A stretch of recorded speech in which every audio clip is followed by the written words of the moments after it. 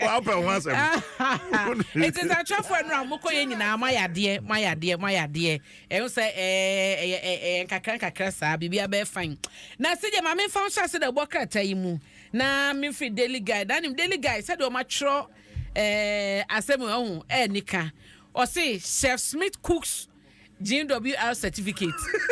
So no dey hu ya dia no ana wasan so no certificate no e dey magana for na se be makata tie fine mind se wutie na timi tina se sige se mabopo ma apply but ma nya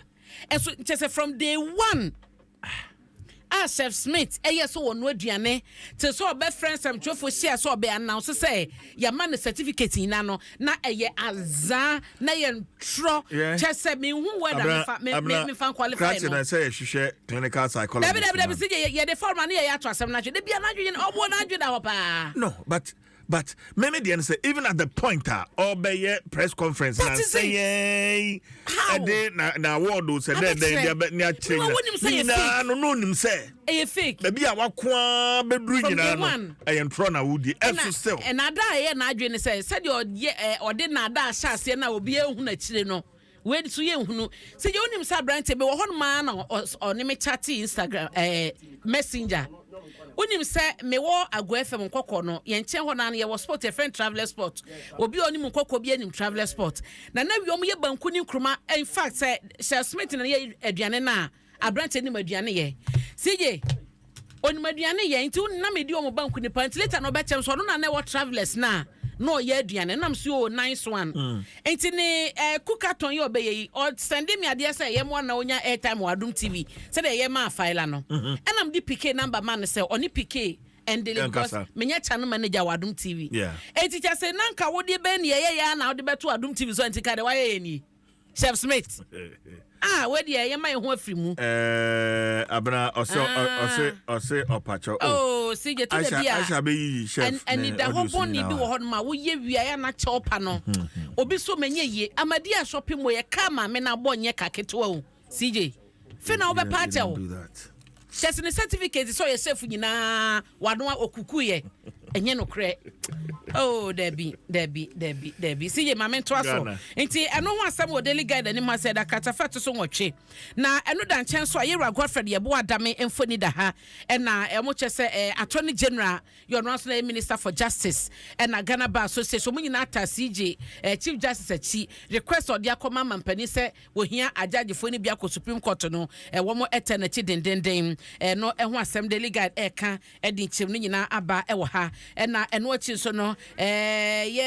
immediate past Presbyterian Church of Ghana one moderator wa free Dwaso Nsem yi very reverend Professor Joseph Obriyebo Amante na edito Ghana fo anim se abane de obeto kokromote no de be koche utumi na enkonkoto aba emma obi e beka se oye dadafo obi a owo kasade ne nano de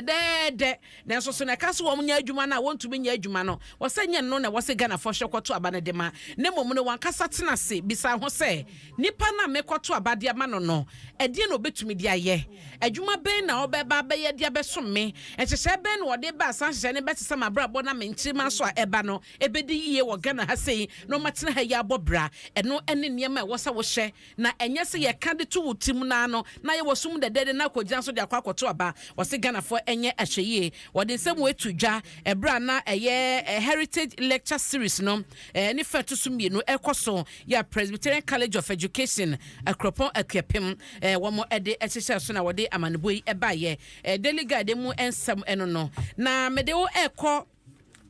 the custodian the Obokata mu so a Chief Justice and Attorney General Ghana Bar Association say omu nyina akɔ benkro mu echesa na mon na Chief Justice etuye no ne kwan so ano no the Obokata ebo mu amane na mampani abedi achi ono na etu franka ama NPP amanyoko na Alhaji Dr. na Mahmoud Baumia na echese ba no momo interoperability na CJ wo mo chese omo hwese Africa nyina ebedi atum Africa nyina ede be ye adwuma na aboa yie ama ɛyɛ ba na abibre mu fa se dwadie akɔ sew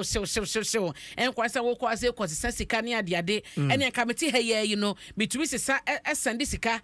ma me business partner ono no ɛwɔ ɛyɛ fɛ ne sɛ Nigeria mitumi sɛde de ma de ono so ɛwɔ bɔkena ɛho de robɔ na wotwetwa me boy ya sisi ubetumi atena enkran ha na oni obi adi dwa ɛwɔ South Africa ya sika no ɛwɔ momo wallet no so no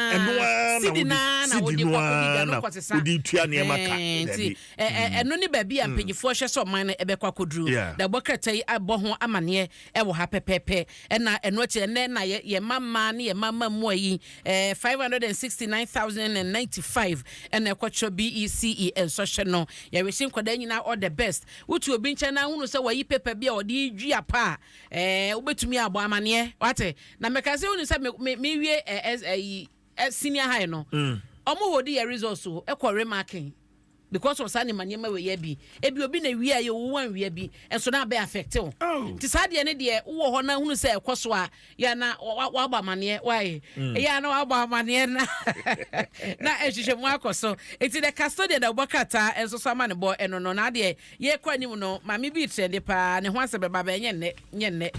sije mame fankwa the new finder da bokata mu na we ye the Ghanaian publisher me fa emra mu yewra afenyo marking your majority leader CJ or Kasim be wa say or say as obo man mu asese no anida ho boni pesemin kuminya no ya broso ninsema o ka no niema ekoso atode bia asoma se nimpa se hye bia ban de ba no de bebo asese o man no dache na so enam amanyo semunte no opeso ya no ogeni political points opeso ya no obi hu se o amanyoko we de yen de opeyasem na oji onya sanipa no vote nti no